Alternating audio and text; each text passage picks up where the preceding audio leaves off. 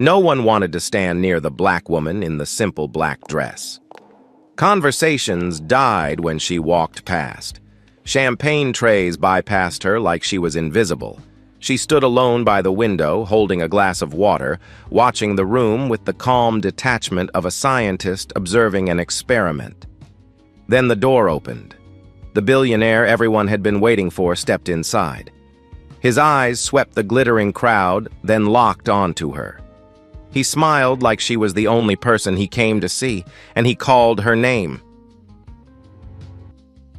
30 minutes earlier, Amada Mwangi stepped out of a cab in front of the Langston estate. No limousine. No driver in a pressed suit opening the door for her. Just a yellow taxi that pulled away before she even reached the gate. The security guard looked her up and down, his eyes lingering on her plain black dress, her natural hair, the absence of diamonds on her neck and wrists. He checked her name on the list once, twice, a third time. Mwangi, she said calmly, Mwangi. He finally found it, though his expression suggested he still didn't believe she belonged. He waved her through without a word of welcome. Amada didn't react. She had been looked at this way her entire life. In boardrooms across 3 continents. In 5-star hotels where staff assumed she was lost. In elevator rides where women clutched their purses a little tighter. She had learned long ago that her presence in certain spaces was treated as an error to be corrected. Tonight she was here for a reason. Victoria Langston. The host of this glittering affair had been pursuing a $30 million investment from Amada's fund for months.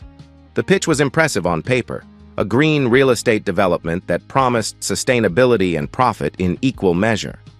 Amada's team had done the due diligence. The numbers worked, the projections were solid. But Amada had a rule she never broke. She never invested in people she didn't respect. And she had learned that the best way to know someone's true character was to watch how they treated people they considered unimportant. Tonight she would watch. She had dressed simply on purpose.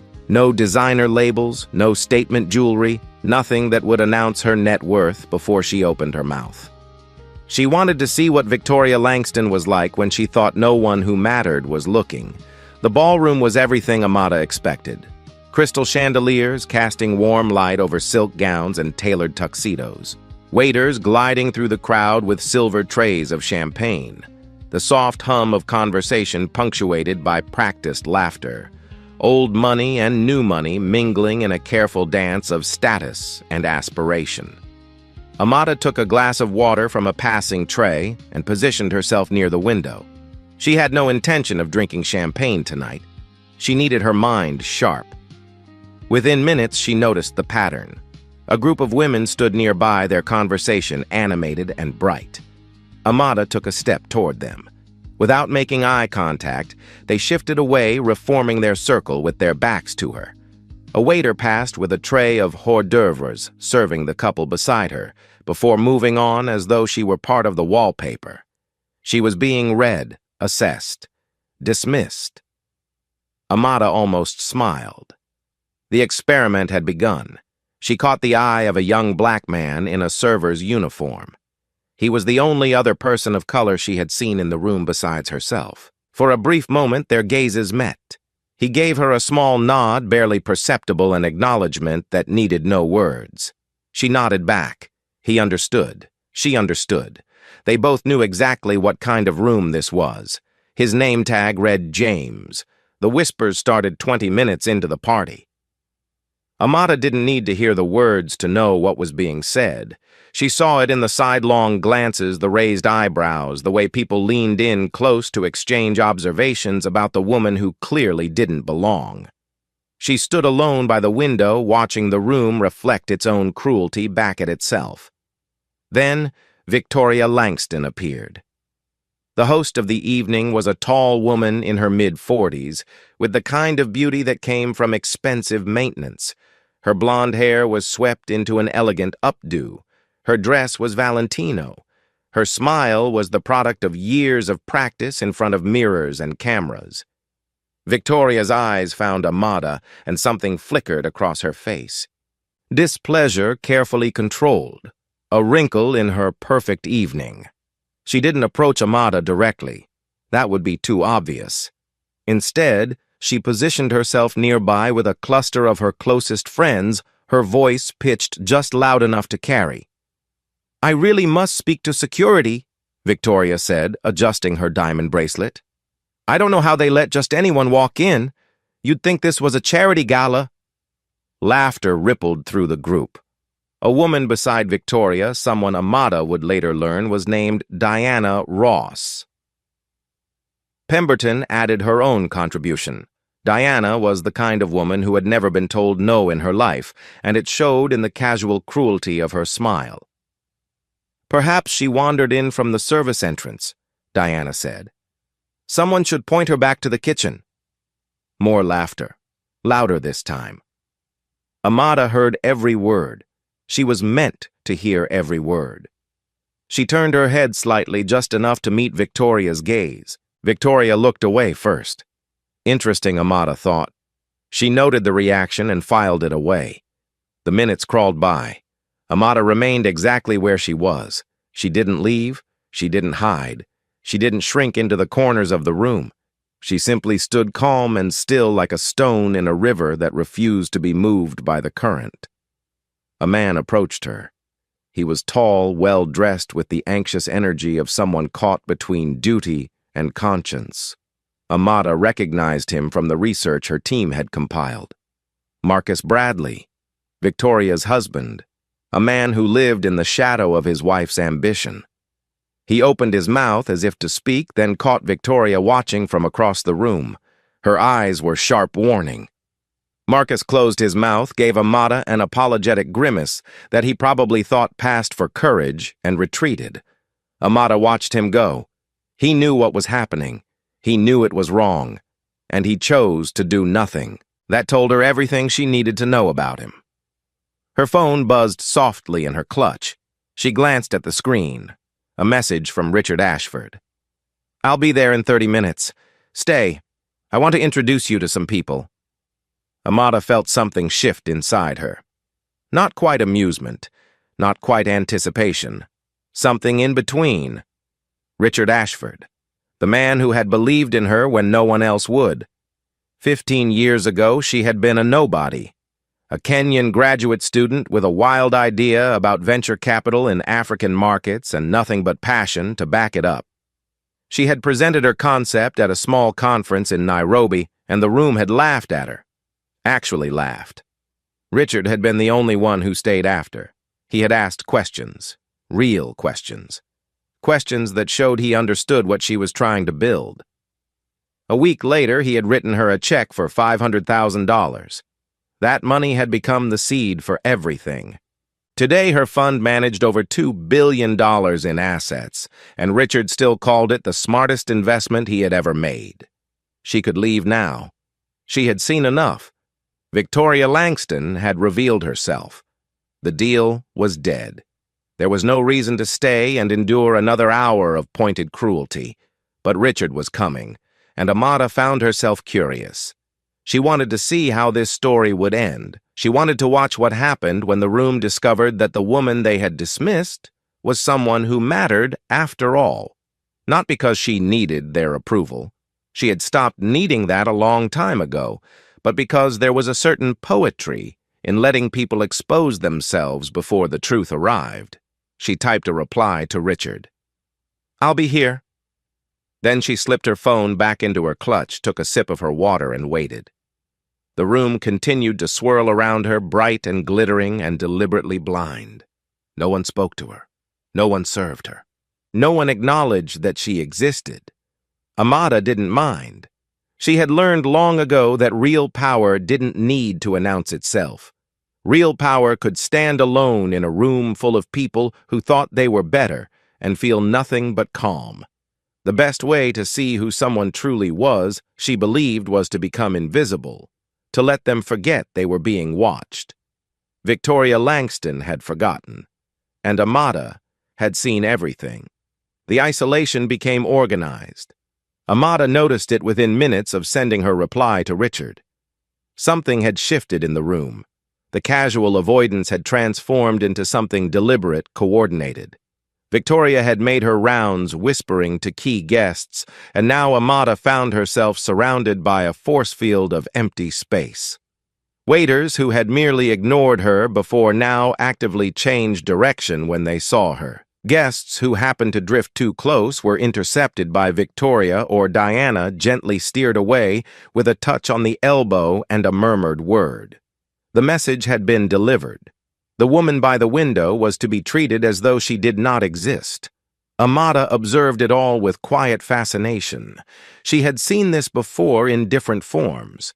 The way power operated through exclusion, the way cruelty could be administered without a single raised voice.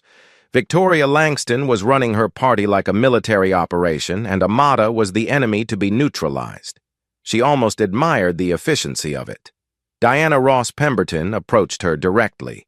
Unlike Victoria, who preferred to wound from a distance, Diana was the type who enjoyed the kill up close. "I don't believe we've been introduced," Diana said, her smile sharp as cut glass. "I'm Diana Ross Pemberton, and you are—" Amada met her gaze without flinching. "Amada." Diana waited for more. A last name, a title, a reason for existing. When none came, her smile tightened. "Amada," she repeated as though tasting something unpleasant. "And what is it that you do, Amada?" "I observe." The answer clearly wasn't what Diana expected. Her perfectly sculpted eyebrows rose half an inch. "You observe? How fascinating. This isn't a zoo, you know." Amada allowed herself a small smile. "No. It's far more interesting than a zoo." Diana's expression flickered. For a moment, something like uncertainty crossed her face.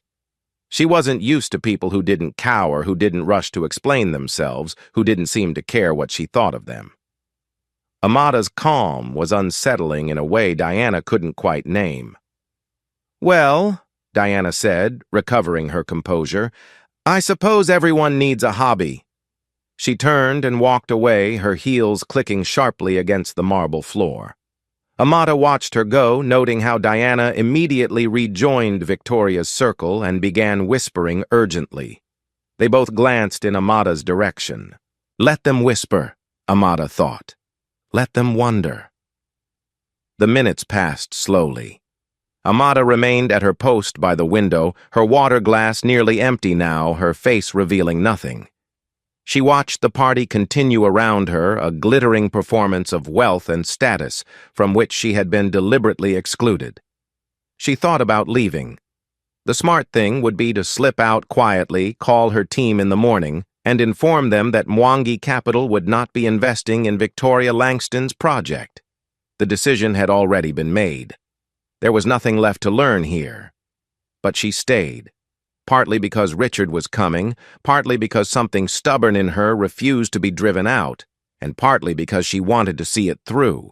She wanted to watch these people discover who she really was, not for revenge, not for satisfaction, but because there was a lesson here, and she had always believed in letting lessons complete themselves. At exactly 9:15, the front doors opened. The change in the room was immediate and electric. Conversations halted mid-sentence, heads turned. A ripple of anticipation moved through the crowd like wind through tall grass. Richard Ashford had arrived. He stood in the doorway for a moment, surveying the room with the easy confidence of a man who had long ago stopped caring what anyone thought of him. He was 68 years old, silver-haired, dressed in a simple navy suit that probably cost more than most people's cars. But it wasn't his clothes that commanded attention. It was his presence, the weight of his reputation, the knowledge that a single word from him could make or break fortunes. Victoria materialized at his side almost instantly, her smile radiant, her hand extended in welcome. "Richard, what an honor. We're so delighted you could join us. I hope you've had a chance to review our proposal. I think you'll find the numbers quite compelling, and I'd love to discuss." Richard accepted her handshake with polite detachment. "Victoria? Yes, I've seen your proposal. We can discuss it later. But first, there's someone I need to see." He stepped past her, his eyes scanning the crowd. Victoria's smile faltered, but she maintained her composure, following his gaze to see who could possibly be more important than her. Richard's eyes found Amada by the window. His face transformed. The distant politeness vanished, replaced by genuine warmth. He crossed the room with purposeful strides, parting the crowd like a ship cutting through water. Guests stepped aside, craning their necks to see where he was going. He stopped in front of Amada, and his smile widened. "Amada Mwangi," he said, his voice carrying across the suddenly quiet room. "You actually came to a party. I didn't think I'd live to see the day." Amada's own smile was small but real. "You know I hate these things. I know. But you never do anything without a reason." His eyes twinkled with amusement. "So what's your reason tonight?" "Research," Amada said simply. Richard laughed, a warm sound that seemed to confuse the watching crowd. He turned to face the room, one hand resting on Amada's shoulder in a gesture of unmistakable familiarity. "For those of you who don't know," he announced, his voice easily filling the space, "this is Amada Mwangi, founder and CEO of Mwangi Capital. She turned my $500,000 investment into a $2 billion fund in 15 years, which makes her one of the smartest people I've ever met. And more importantly, one of the few people in this world whose judgment I trust completely." The silence that followed was absolute. Amada watched the faces around her shift and rearrange themselves. Confusion, shock, dawning horror. The woman they had spent the evening dismissing, insulting, and excluding was not a nobody who had wandered in by mistake. She was exactly the kind of person they had been trying to impress all night. Victoria recovered first, though her smile now looked like it had been painted on by a shaking hand. "Amada, my goodness, why didn't you say something I've heard so much about, Mwangi Capital? Your work in sustainable investments is absolutely pioneering. What an honor to have you here." Amada looked at Victoria. Just looked. She didn't speak. She didn't smile. The silence stretched. Diana rushed over her earlier cruelty, now buried under layers of desperate charm. "Ms. Mwangi, our conversation earlier was so delightful. I was just telling Victoria how refreshing it is to meet someone with such a sharp wit. We simply must have lunch sometime. I know the most wonderful little place." In Amada's gaze shifted to Diana. The same unblinking calm. The same silence. Diana's words trailed off into nothing. Richard watched this exchange with growing interest. His eyes moved from Amada's face to Victoria's, then to Diana's. Something was wrong. He could feel it. "Amada," he said quietly, "how has your evening been?" "Informative," she replied. One word. But Richard had known Amada for 15 years. He understood what lived beneath her composure. He turned to James, who stood nearby with a tray of champagne glasses. The young server had been watching everything with barely concealed amazement. "Young man," Richard said, "has Ms. Mwangi been well taken care of tonight?" James hesitated. His eyes darted to Victoria, who was watching him with barely disguised panic. His job hung in the balance. One wrong word, and he would be fired before the night was over. But something in Amada's stillness gave him courage. She had nodded to him earlier, the only acknowledgement he had received from a guest all evening. She had seen him when no one else had. "No, sir," James said, his voice steady. "She hasn't been served anything all night. We were told not to." The words landed like stones dropped into still water. "Told not to," Richard repeated slowly. "By whom?" James didn't answer. He didn't need to. His eyes flickered toward Victoria, and that was enough. Richard turned to face Victoria. His expression had changed. The warmth was gone, replaced by something cold and hard. "Victoria," he said, "would you care to explain why your potential $30 million investor was treated like an unwelcome guest in your home?" Victoria's face had gone pale beneath her makeup. "Richard, this is all a terrible misunderstanding. We had no idea who she was. If you had known," Richard interrupted, his voice quiet but sharp. You would have treated her differently. Is that what you're telling me, that your basic human decency is contingent on someone's net worth? Victoria opened her mouth. No words came out. The room had gone completely still. Guests who had been edging closer to witness the spectacle now stood frozen, afraid to draw attention to themselves. Many of them had participated in the evening's cruelty in ways large and small, ignored glances, whispered comments, the collective decision to treat a stranger as beneath contempt. Now they understood the magnitude of their mistake. Amada stepped forward, placing a gentle hand on Richard's arm. "Richard," she said, her voice calm, "it's not necessary." But then she turned to face Victoria directly. When she spoke, her words were quiet, measured, and utterly devastating. "I came here tonight to decide whether Mwangi Capital would invest in your project. $30 million. I wanted to see what kind of person you were when you thought no one important was watching." She let the words settle before continuing. "I didn't tell you who I was because I wanted the truth. And you gave it to me. You showed me exactly who you are when you think someone doesn't matter." Victoria's lips trembled. "Miss Mwangi, please, I can explain." "You don't need to explain," Amada said. "I understand perfectly. You made a calculation. You looked at me and decided I wasn't worth your time or your courtesy. That's your right. And it's my right to decide what to do with that information." She straightened her shoulders, her gaze sweeping across the room, taking in all the faces that had turned away from her, all the people who had participated in her exclusion. "My answer is no," she said. "Mwangi Capital will not be investing in your project, not now, not ever." The finality in her voice left no room for negotiation. Victoria looked like she might cry, or scream, or both. Her carefully constructed evening was crumbling around her, and there was nothing she could do to stop it. Richard spoke into the silence. "I should mention that I was also considering investing in your project, Victoria. $50 million. Victoria's head snapped toward him, a flicker of desperate hope in her eyes. "Was," Richard repeated. "Past tense. I've learned everything I need to know tonight. About your project, about your company, about you." He offered Amada his arm. "Shall we get some air? I believe this party has served its purpose." Amada took his arm, and together they walked toward the terrace doors. The crowd parted before them in silence. No one dared to speak. No one dared to move. Behind them, Victoria Langston stood alone in the middle of her beautiful party, surrounded by people who were already beginning to distance themselves from her. The whispers would start soon. The story would spread.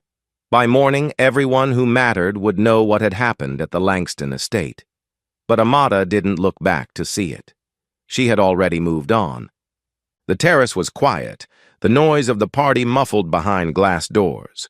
The night air was cool, carrying the faint scent of jasmine from the garden below. Amada stood at the stone railing, looking out at the manicured grounds that stretched into darkness. Richard stood beside her, his hands in his pockets, his expression thoughtful. "You planned this," he said. It wasn't a question. Amada considered the words before answering. "Not exactly. I came to learn who Victoria Langston really was. I didn't plan for you to arrive in the middle of it. But you knew I was coming." "I knew." She turned to look at him. "Would you have preferred I warned you?" Richard shook his head slowly. "No. I've spent decades watching people perform for me. Smiling when they want to scream, agreeing when they want to argue. Everyone is so careful around money. They forget I'm watching." He looked back through the glass doors at the party where guests were now clustered in small groups, their body language tense and uncertain. "What happened in there tonight," he continued, "that was real. Victoria showed me exactly who she is. I couldn't have bought that kind of honesty for any price." Amada followed his gaze. Inside, Victoria stood near the bar, her husband Marcus beside her. Even from this distance, Amada could see the strain in Victoria's posture, the rigid set of her shoulders. The evening she had worked so hard to perfect had collapsed around her. "You taught me something once," Amada said quietly. "You told me that character isn't what people show you when they want something from you. It's what they show when they think you have nothing to offer." Richard smiled, a trace of warmth returning to his face. "I remember that conversation. You were the only person at that conference who didn't try to impress me. Everyone else was performing. You just told the truth about what you wanted to build and why." "I cared what you thought," Amada admitted. "I just didn't let it change what I said. That's why I trusted you." Richard turned to face her fully. "And that's why I still do. You could have walked in there tonight and announced who you were. You could have demanded the respect you deserved, but you didn't." "Demanded respect isn't real respect," Amada said. "It's just fear wearing a polite mask." The terrace door opened behind them. Marcus Bradley stepped out, his face pale in the moonlight. He approached them hesitantly, like a man walking toward a judge's bench. "Ms. Mwangi," he said, his voice barely above a whisper. "May I speak with you?" Amada turned to face him. She said nothing, but her silence was permission enough. Marcus swallowed hard. "I owe you an apology. I saw what was happening tonight. I knew it was wrong, and I did nothing." He looked down at his hands. "I told myself it wasn't my place, that I shouldn't interfere. But the truth is, I was afraid. Afraid of what Victoria would say. Afraid of making a scene." He finally met Amada's eyes. "That's not an excuse. I know that. I just wanted you to know that I'm sorry. For whatever that's worth." Amada studied him for a long moment. She saw the shame in his face, the genuine regret. He wasn't asking for forgiveness to save himself. He was confessing because the weight of his silence had become too heavy to carry. "Knowing something is wrong and choosing not to act is still a choice," she said. "But admitting that takes courage too. More courage than most people have." Marcus nodded, accepting the judgment and the small grace it contained. He turned and walked back inside without another word. Richard watched him go. "He's not a bad man." "No," Amada agreed. "Just a weak one. There's a difference." They stood in comfortable silence for a few more minutes, watching the party through the glass. The energy in the room had shifted completely. Where there had been laughter and confidence, there was now anxiety and whispered speculation. Victoria was no longer the center of attention. She was the cautionary tale everyone was already rehearsing for tomorrow's conversations. "I should go," Amada said finally. Richard nodded. "I'll call you tomorrow. There's a project in Senegal I want to discuss. Clean energy infrastructure. Right up your alley." Amada smiled. "I'll look forward to it." She walked back through the terrace doors, moving through the party with the same quiet calm she had maintained all evening. But everything was different now. People stepped aside as she passed. Eyes followed her with a mixture of curiosity and fear. The woman who had been invisible was now the most watched person in the room. Victoria intercepted her near the entrance, desperation breaking through her careful facade. "Ms. Mwangi, please, if I could just have 5 minutes to explain. The project is sound. The returns are guaranteed. If you would just give me another chance to—" Amada stopped walking. She looked at Victoria with something that might have been pity. "Victoria," she said gently, "I don't invest in spreadsheets. I invest in people, and I've learned everything I need to know about you tonight." She continued toward the door, leaving Victoria standing alone in her beautiful foyer. James caught up with her just before she reached the exit. He was still in his server's uniform, his tray abandoned somewhere behind him. "Ms. Mwangi," he said, slightly out of breath. "I just wanted to say thank you." Amada turned to face him. "For what?" "For being who you are." He struggled to find the right words. "Earlier tonight when you nodded at me, you were the only guest who acknowledged I existed. Before you knew who I was, before anyone knew who you were, You saw me? Amada's expression softened. For the first time all evening, warmth broke through her composure. You saw me too, she said. When everyone else in this room decided I was beneath their notice, you nodded. That small thing meant more than you know. She reached into her clutch and pulled out a business card. Simple. White. Just her name and a phone number. My fund is always looking for people with integrity, she said, pressing the card into his hand. People who do the right thing even when it costs them something. If you ever want to do something different with your life, call me. James looked down at the card, then back at her. His eyes were bright. Thank you, he said. I will.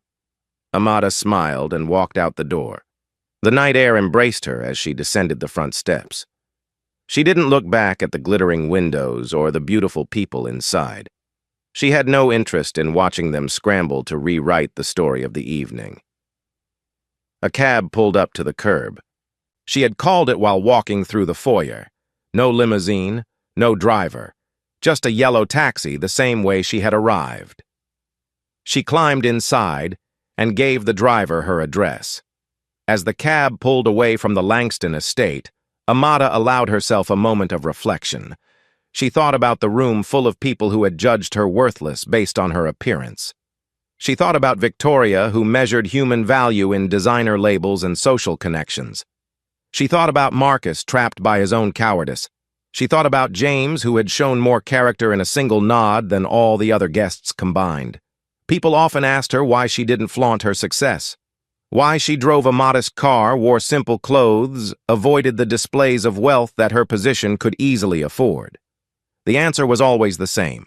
She didn't need anyone to believe she was rich before they treated her with basic dignity. And anyone who needed proof of her bank balance before offering respect wasn't someone she wanted in her life. True power, she had learned, wasn't about making people see your worth. It was about knowing your worth so deeply that their blindness couldn't touch you. The cab merged onto the highway, leaving the party behind. Amada leaned back against the seat and closed her eyes. Tomorrow, the story of what happened at the Langston estate would spread through every social circle that mattered. Victoria's reputation would never fully recover. The guests who had participated in Amada's humiliation would spend weeks wondering if anyone had noticed if their cruelty would come back to haunt them. But Amada wouldn't be thinking about any of that. She would be on a call with Richard discussing clean energy in Senegal. She would be reviewing proposals from entrepreneurs who reminded her of herself 15 years ago. She would be building something that mattered.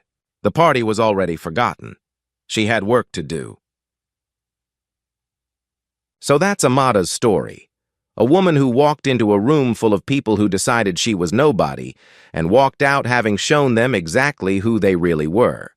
If this story made you think, if it reminded you of a time when someone judged you before they knew you, or a moment when you realized that real respect has nothing to do with what you wear or what you own, I'd love to hear about it. Drop your story in the comments below. And if you want more stories like this, hit that subscribe button so you don't miss the next one. Thanks for being here. See you in the next story.